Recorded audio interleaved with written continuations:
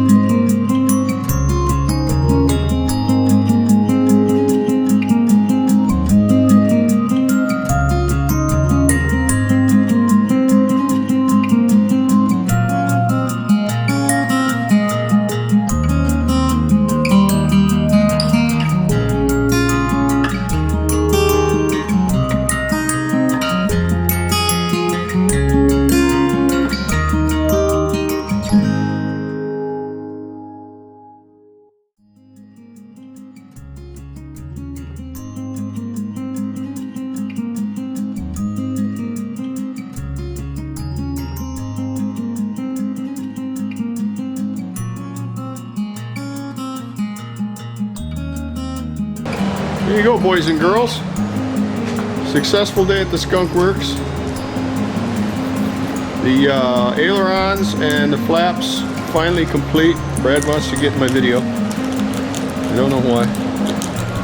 But there they is. Don't look like much, but there's a bazillion rivets in there. No structure, no way to hold anything up. So it's kind of a task, but you know what? They're done. So we got them.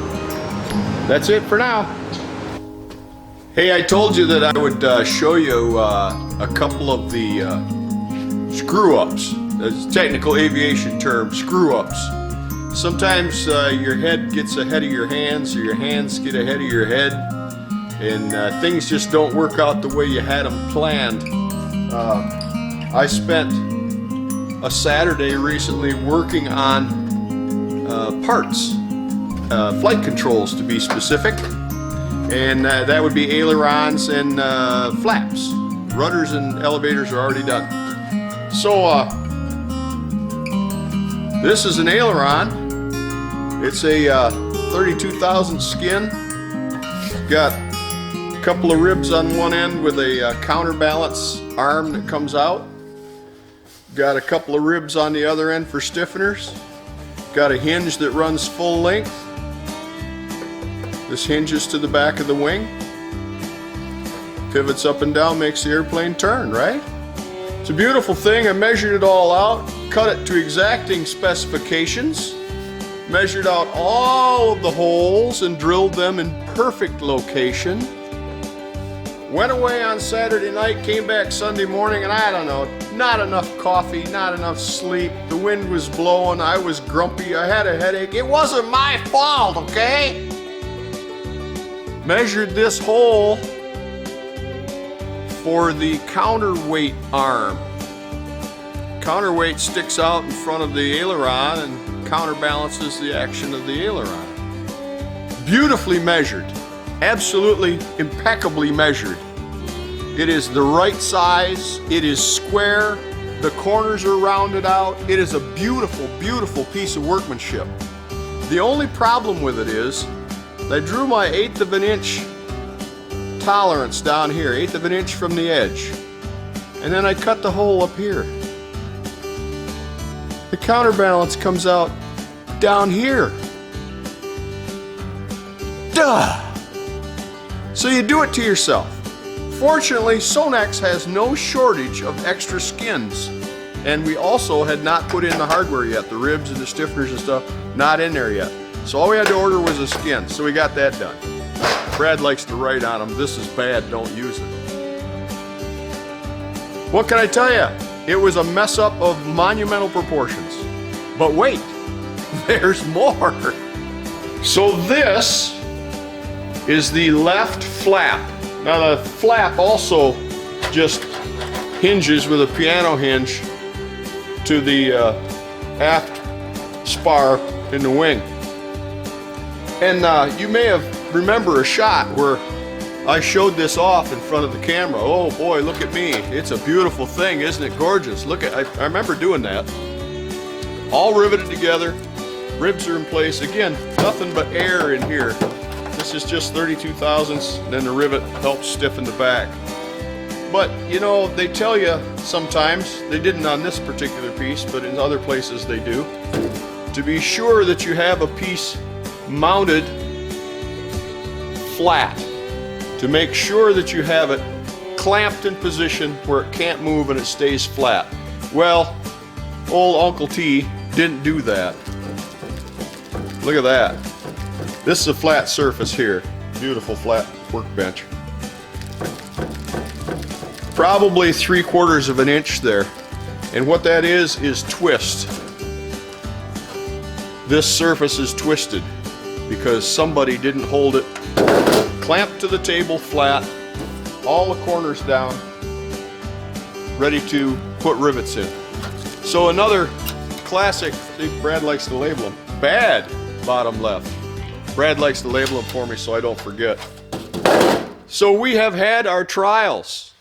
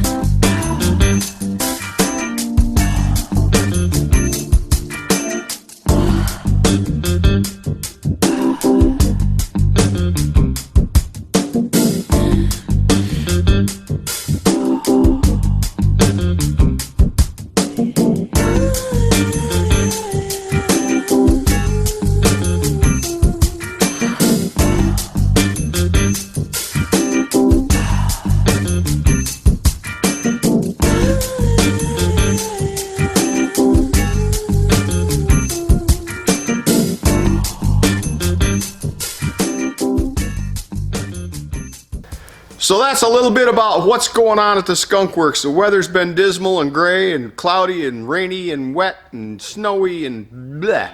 We don't like it. So we've been working inside. We've got the ailerons done, we got the flaps done, we got the rudders done, we got the elevators done. The horizontal surfaces are on, the vertical surfaces are on.